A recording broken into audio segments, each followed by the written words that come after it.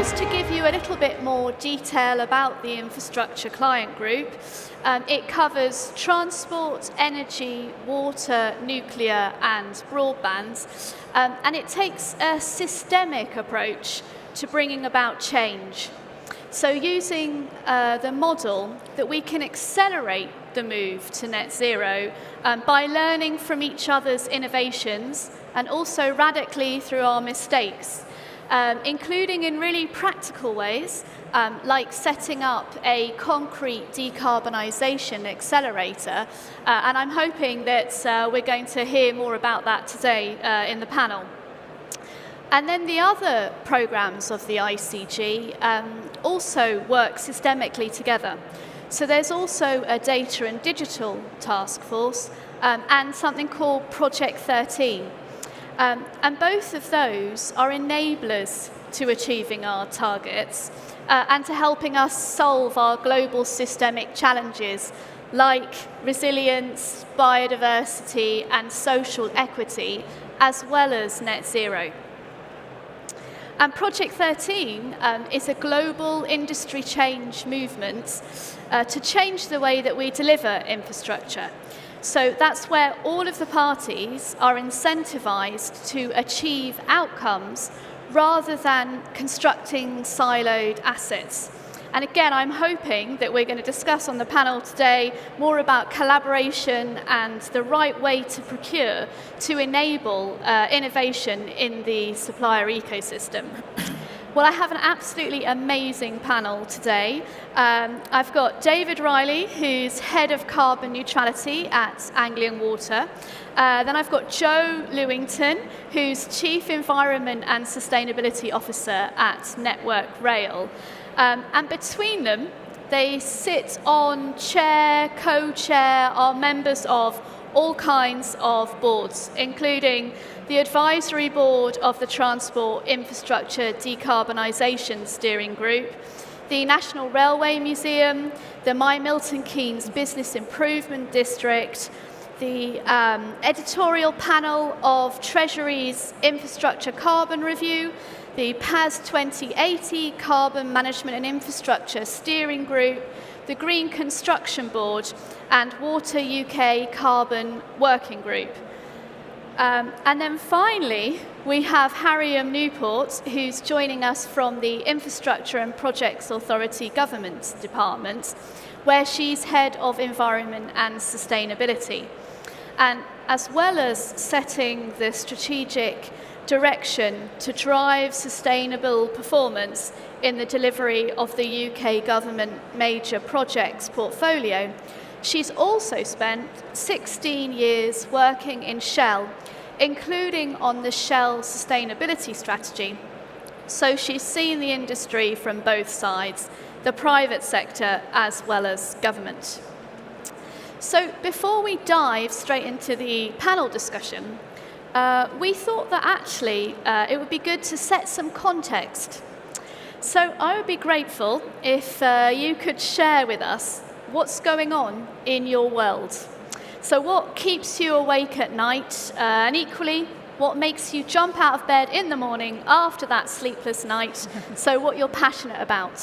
So David, I'll start with you. Yeah, so good afternoon all. What made me get up this morning was trying to get my teenager out of bed to go to school, but that's not a normal start to the day, but what really keeps me motivated in terms of working in the water industry is what we've seen happening over the last 2 or 3 years and the volatile weather events. So in the last 12 months, we've had, circa 11, 12 named storms that really do impact in terms of how we operate our business, those flooding events. And then if we go back to 2022, we saw the hottest temperatures on record in the UK, in fact over 40 degrees C in Lincolnshire. Again, that puts huge stress on our organisation in terms of ensuring water supply. So with that in mind, we've been looking at carbon and climate change since probably about 2006. So this isn't a surprise. The changing climate is not a surprise to us in any way. but actually the speed of change is, and the reality is now happening. So that's what's keeping me awake in terms of how do we respond in terms of reducing carbon and also adapting and becoming more resilient. And then in terms of going forward, we put a significant business plan to our regulator in terms of spending this space, and it's how we ensure we spend that money effectively to meet the targets that we set in terms of net zero by 2030. Thank you, David. Jo? Thanks, Melissa. Well, I have very similar challenges to David. The railway is seeing the impact of climate change on a daily basis. It's not something that's coming in the future, it's with us now.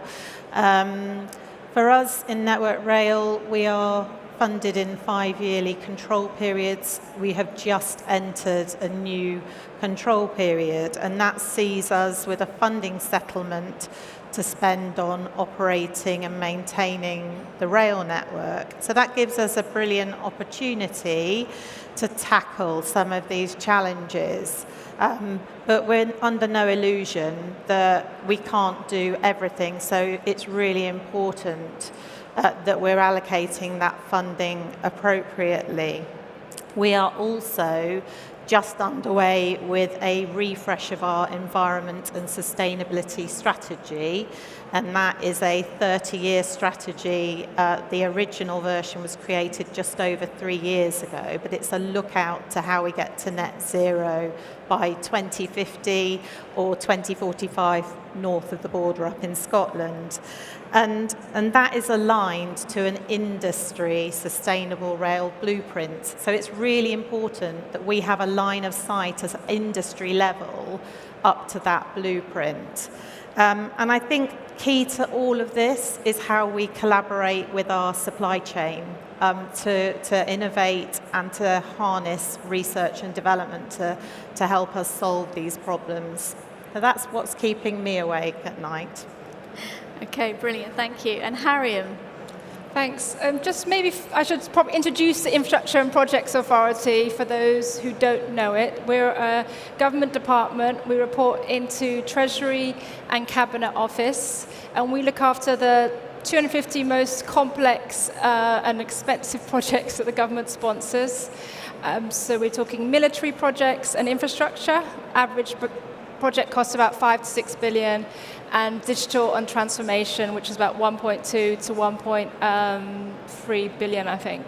So we provide project support and assurance. So just so we know what we're talking about. And it's project delivery, it's not policy, so we don't take questions on policy. If anybody's got some difficult policy questions, you're in the wrong room.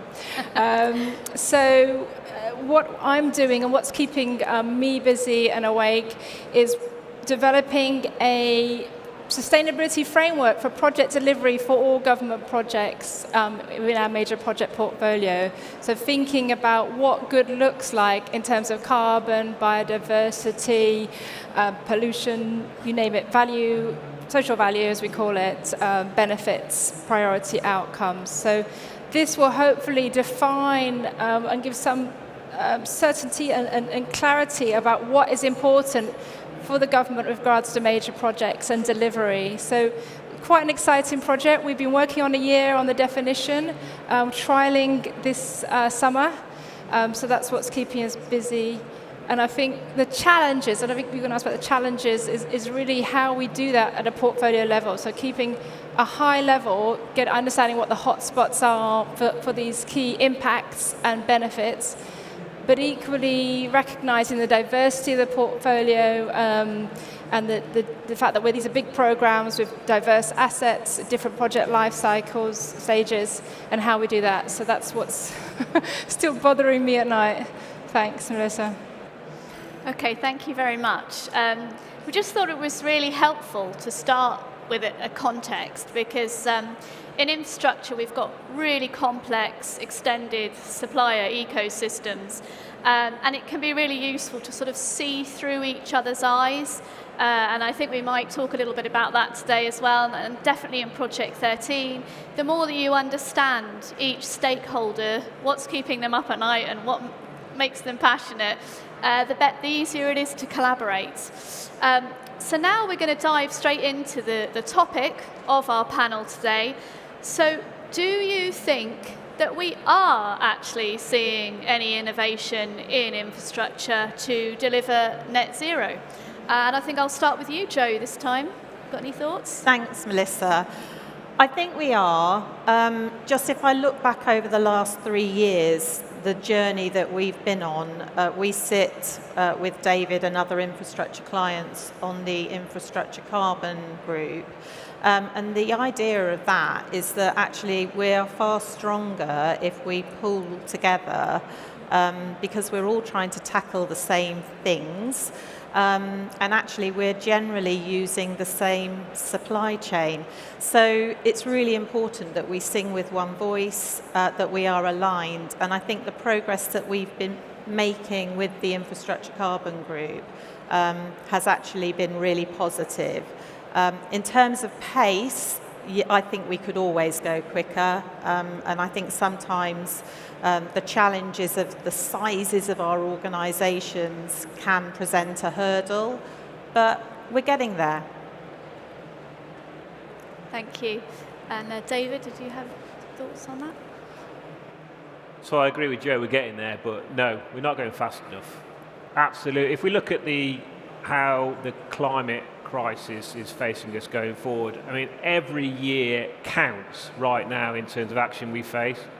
So I've been involved in carbon and energy for over 25 years in the water industry. And yes, the industry is very, very different when I first started my career.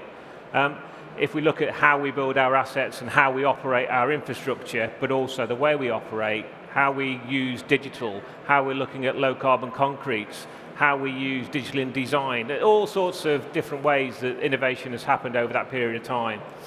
But if we look at what we need to be doing in the action we take, there was a launch yesterday of the 5 client commitments around delivering carbon solutions, and it focused on low carbon concretes, low carbon steel, how we ensure we have carbon as part of our procurement processes, and most importantly for us at the moment, and that's around what we call PAS 2080, which is carbon management in infrastructure and buildings. Now, a standard doesn't save any carbon, doesn't do anything unless it's put into action, and that's where we have been playing our part in Anglian Water and other leading infrastructure organisations, the ones that Jo's been talking about, in terms of how we are applying this sort of framework into our organisations so that we can unlock the magic around innovation, because that really only happens when we're all aligned delivering against certain ambitions and certain goals. So having PAS 2080 in place is certainly putting that framework around leadership, goal setting, measurement, continual improvement and reporting, and aligning with product suppliers, constructors and designers to deliver those low carbon solutions that we need. So this room is full of innovations, and it's really good to see that, I'm not seeing products where it's suddenly put green in the front just to get into this room. That's different for me, and that's where we need to take advantage of some of those innovations we see. The final point I'll make is that I'm also seeing great steps forward now with our regulator as well, and that shows the importance of the value chain. So the Ofwat Innovation Fund has unlocked really some forward-looking innovations that have involved industry, academia and ourselves to really identify the use of hydrogen on our sites, use of digital on our sites, and again, low carbon concretes. Thank you, David. And actually, just for those who don't know, do you want to very briefly say, what is PAS 2080? So PAS 2080 is a framework for how we deliver low carbon solutions across the whole value chain in both buildings and infrastructure. It's freely available on the BSI website, and there's a guidance document that's available on the Institution of Civil Engineers. It was first released back in 2016, and it goes through a number of different stages in terms of how an organisation in its value chain can get to the point of delivering those low carbon solutions. It's externally verified, so we have an audit to come in to make sure that we are actually doing the right things. And what we've seen is that over 7,000 downloads of that standard has happened in the last 12 months, and I'm seeing an exponential growth of interest in this space. So I judge a number of awards where I'm seeing past 2080 being mentioned. But you've also got the likes of Highways England, who have now mandated that their supply chain will be past 2080 verified by 2025. You've got HS2 who are verified. You've got Mott MacDonald. You've got Skanska. So when you see clients or organisations following the same principle, it almost means that we're using carbon as the common currency, and we're all talking the same language in terms of what good looks like and what's the direction we need to go in, and what a good net zero solution should be. Thank you, thanks. So Harriam, back to you now, back to the question, the original question. Do you think that you're seeing innovation? Yeah, thanks. I do, and I think what's impressive is the industry collaboration that we're seeing. It's really coming together, and I talk to people who are engineers, people who are clients, all the different parts of the puzzle are coming together. And I think that really makes a difference. So the 5 client carbon commitments that David just mentioned, where industry is working together to basically create EPC type standards for concrete and for steel, and then set a minimum standard every couple of years in line with a net zero trajectory. So it's very simple, but it's extremely effective because it sends out the right signals, it gets people aligned, and we're all working to the same goal. And I'd say that sort of collaboration is actually quite innovative, and it's driving systems change and driving scale, because I think there's lots of innovation, technical innovation out there. It's how do we actually put that into the system and make it work, and scale and collaboration, I think, are 2 key ways to do that. So I think we're seeing a lot of that, and it's really encouraging, and a lot of people are passionate about this topic, which really helps as well. That's great. So I feel like we've heard some really good things and a few challenges, but given the size, David, you were sort of talking about the size of the challenge that is facing us. I also want to ask, why are we making so little progress, and why aren't clients doing more? So David, shall I start with you on that one? That's quite a productive question. So in terms of little progress, again, looking at this from a view of we recognise a challenge of both population growth and climate change back in 2006. We've been committed to this in terms of that net zero target by 2030, to be carbon neutral by 2050, so that includes how we build our assets, the materials that we have as well. But this cannot be solved by the water sector alone in terms of delivering net zero.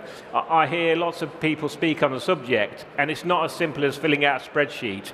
It actually it's really, really challenging to deliver a low carbon solution, and in the same way deliver a lower cost solution. So it rolls off the tongue quite well now, but when you live and breathe this space to actually change the way we design assets, change the behaviours and cultures within our organisation and our value chain, that is not easy. It doesn't happen by chance. It happens by having strong leadership, robust governance, but also investment as well in terms of what those low carbon solutions look like. And that's what I've been seeing change over the last 10 years. Up to 2018, it was a really difficult space to operate in. But actually, when we started to see the finance community getting more involved in this, when they started to demand lower carbon solutions, when things like green bonds and sustainable linked bonds became available, that's the sort of transformational shift I started to see across the sector. And in the last 5 years, I've seen significant change, where it's no longer a case of trying to argue the point about a low carbon solution. It's demanded. It's what we are expected to do, which is fantastic. So, yeah, I think that hockey stick that we see with the climate changing, actually we're seeing that hockey stick start to form now in terms of transformation to talk about net zero. I mean, again, see how many people have been here over the last 2 days. That shows the impetus and the importance in this topic right now. Yeah, thank you. Harriam, do you have any thoughts on that one? Yeah, I think Peter Drucker said culture eat strategy for breakfast. And I'm afraid it's really true. So whilst we've got lots of processes and procedures, and I could talk about some of the ones we use in the IPA to drive innovation, drive an outcomes approach, it's really difficult to change culture. And you've got to recognize big projects, they've got a lot of things to think about. There's cost, there's schedule, there's quality, and now we're talking about sustainability, there's inflation. So trying to change that is really difficult. One example, for example, is the Forge. It's one of the new net zero buildings in London, and we went on a site visit, and they've used modern methods of construction, so modular construction, very good for environment. But actually, when they've actually brought these modules on site, even the builders don't know how to do it differently or don't want to do it differently, even though it saves them time. So trying to get them to do it differently. So it kind of goes through the whole supply chain or value chain, if you want, of trying to get people to do things differently. And I think the more we can sort of drive awareness and knowledge from the top with that to drive the culture all the way down, the better. Yeah, and I completely agree with you on that, Harriam, and the reason that I was mentioning Project 13 at the beginning and saying that all these things come together in the same way that, David, you're saying the water sector can't solve the problems on its own. You also can't just do net zero just by looking at sustainability. With Project 13, it sets up the kind of the enabling environment. So if you want to do something like modern methods of construction, and move more towards an almost manufacturing approach to assembling assets rather than constructing them, then you need a new model for delivering infrastructure. And that's why these things are so intertwined. So I completely agree with you on that, Harriam. Joe, shall we move to you now? What are your thoughts on that? Well, just listening to Harriam talking about culture is really interesting for us because we've been on a real journey over the last kind of 3.5 years. I think a culture of sustainability is something that's very much at the heart of our new strategy refresh. We're maturing, and I think all client organisations are maturing, but I think at the heart of what we're doing, we need to have simplicity and consistency, because I look out of the doorway here and I see so much in the way of what's on offer. It can sometimes feel overwhelming, and actually what we need to do in order to drive change at pace is keep it really simple, be really consistent. I remember one of the first meetings we had of the infrastructure client group, Rachel Skinner, the chair, talked about having a bowl of fruit salad rather than being able to compare apples with apples. And that's kind of how it feels sometimes. There's so much going on that it can be confusing. So simplicity and consistency is key, but also taking a system approach. So as an infrastructure client, it's really important that Network Rail doesn't just stick in its silo and deal with its own issues. It's really important that we look outside of our silo, beyond the rail corridor, and we work with other infrastructure clients, because ultimately what we want is a joined up working infrastructure system, and we only do that through collaboration. Yes, I completely agree on that as well, Joe. It's a bit boring, we keep agreeing too much, but another government document is Transforming Infrastructure Performance, and that talks about how our built environment is a system of systems, and what we're actually doing is an intervention on that overall system. So at the moment we're trying to do siloed projects, but really we should be looking at them as interventions in that overall system. And actually I remember that first meeting of the Infrastructure Carbon Task Group, and one thing I remember is it felt like everybody's shoulders sort of relaxed. There was like a sigh when everybody heard that everybody's struggling with this. As you were saying, Joe, there's lots going on, lots happening. Nobody's got all the answers, but we can accelerate it if we kind of share. So now I just wanted to move onto the supplier ecosystem and just to see whether you think that you are actually enabling your suppliers to innovate. So you have to achieve your own net zero ambitions, but are you helping them to help you? Jo, shall I start with you on that one? Yeah, certainly. So we have a big research and development program within Network Rail.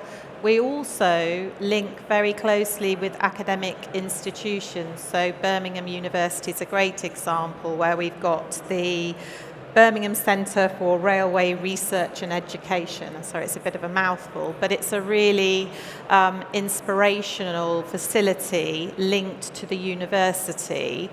And I think by working more collaboratively with academia and supply chain, we can start to unlock some of the challenges. But we also meet regularly with our supply chain partners. We have conferences that are very much collaborative, so asking them to come with their ideas, and we can have discussions about that. And it's not all about tier one. We absolutely have to get better at engaging with SMEs because they have some amazing ideas. Sometimes it's not always easy working with large organisations as an SME. David, what are your thoughts on that? Supply chain's vital. So Anglian Water are currently reporting 64% reduction in our capital carbons. That's the carbon we emit when we're building and maintaining our infrastructure against the 2010 baseline. We wouldn't have got that far if it wasn't for having an aligned value chain in place. And the benefits we have in our organisation, we have an alliancing model. So we have a number of alliances that are there, the largest one being the @ONE Alliance. And the principle behind that is that when we actually set our business plan, we set what the solutions will look like. It creates our baseline, that we set an affordability challenge that we give to our alliancing partners. And they come back with solutions on a no-fee model where they're looking to beat that affordability, but also looking to beat the carbon targets that we allow as well. So that means that they actually get paid if they don't build anything. And now that may sound that that's a very strange contracting model to have. But the principle there is that if you have a contracting model where the contractor only get paid for what they build, if they can identify a lower carbon, lower cost solution, there's no commercial reason why they should come up with a better solution.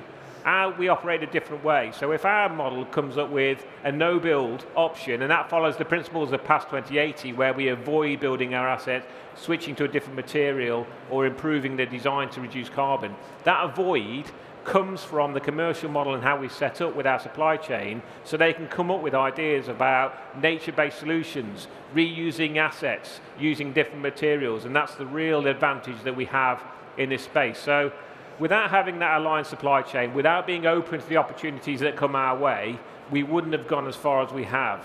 That does not mean that it's simple and it's straightforward, because it's not, because challenging a standard on a way we built something in the water industry for the last 30 years is very difficult to do, because that comes back to behaviours again. So having a culture and leadership in place where we are all challenging about what we've done against that common ambition, that's when we can start to unlock those standards and specifications and start to do things differently. Yeah, and we have a saying in Project 13, which I think comes from Anglian Water, might actually be the Strategic Pipeline Alliance rather than the @ONE, where we say it's about making the whole pie bigger for everybody rather than trying to make your slice of the pie bigger. And it's such a different way of working. It's a complete change of mindset. We're all going to help each other to achieve this outcome, to innovate together, and we'll make the pie bigger for all of us. It's a completely different way to the way that we're used to working. Harriam, do you want to talk to that, and if you have anything to say on that, but also you might want to talk about whether you think there's sufficient policies, tools and support processes. You may have some thoughts on that in place. Yeah, thanks. So I think where we help is by bringing together a bit of focus on what the priorities are for projects. We have departments that have a wide variety of projects. They will have buildings, they will have military, they will have all sorts of things, and we try to bring a bit of focus. So, for example, we've been working on whole life carbon reporting for the last few years to try and align government departments on reporting on embodied carbon and also on the standards and methodologies to do that. So just making it a little bit easier to make the next hurdle of doing something new that takes time, effort, etc. So that's one thing. And I think the other thing is just providing more transparency for some of the processes that the government has. There are a lot of excellent processes actually out there, but that doesn't mean people know about them, follow them, etc. So, for example, we have the Green Book, which explains how to prepare project business cases. We have Construction Playbook, which looks at procurement. We have Transforming Infrastructure Performance that Melissa just mentioned, or quite innovative thinking documents, I'd say, that look at an outcomes-based approach, which I think really drives innovation. So it's not, for example, it's not going to be a great example, but if you have a school, a secondary school in one town, and then you maybe in the next town you don't have one, the obvious answer might be, oh, we need to build a road, and you start focusing on your solution of a road. Whereas actually you might think about a different types of solutions, whether that be bringing more teachers in, going virtual, whatever it could be. We want people to thinking about the outcome rather than the actual solution, very similar to the examples we were just given there in Anglian Water. And that's all sort of codified in documentation, but we don't all know about it or use it. So trying to make that alive, I think, is part of our role. Yeah. Thank you. So we're running out of time, so very quick fire answers to this one, which is how can the supplier ecosystem challenge clients to make better decisions? David, I'll start with you. As I say, quick answers this time. Quick answer. I think it's about alignment of coming up with a solution to the challenges that we face. So the challenges are around things like process emissions. How do we reduce nitrous oxide and methane in our treatment processes? How do we get to low carbon vehicles in terms of HGVs? Because cars and vans, yeah, that's underway.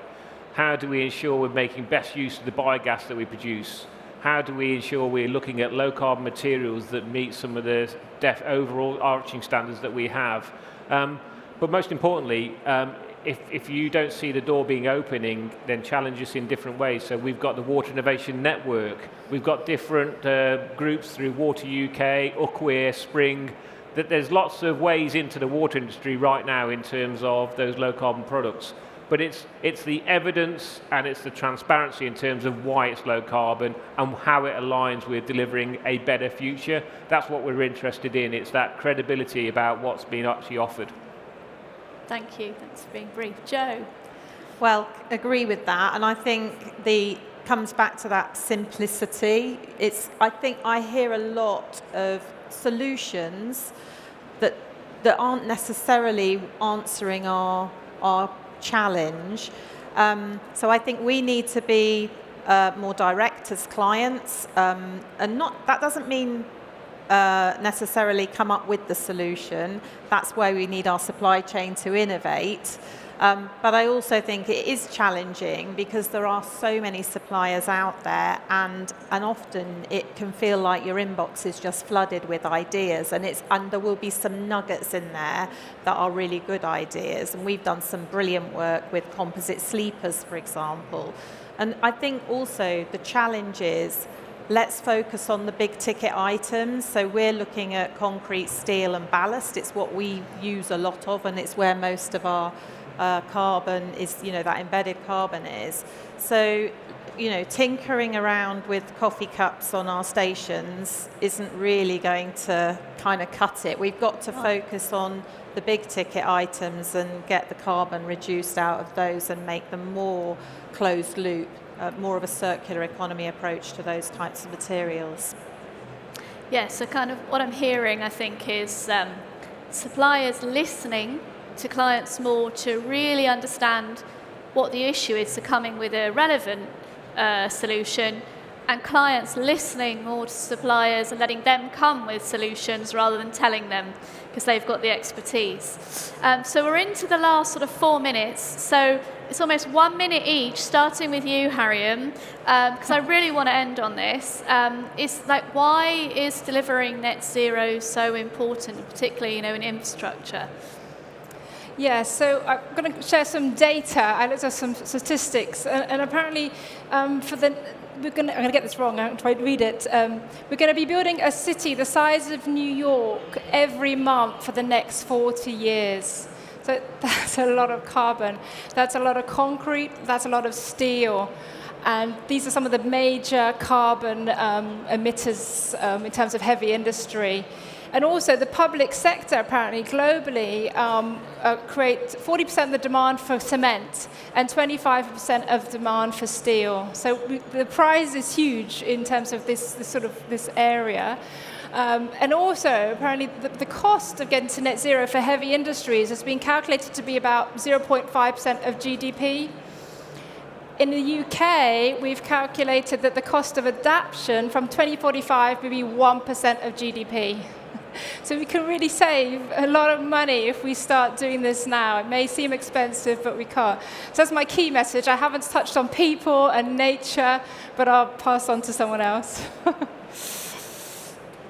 Jo, yeah, do you want to go? Well, nature's a great thing that we haven't really touched on, and as an organisation with such a large landholding, Network Rail's estate extends to around about 56,000 hectares.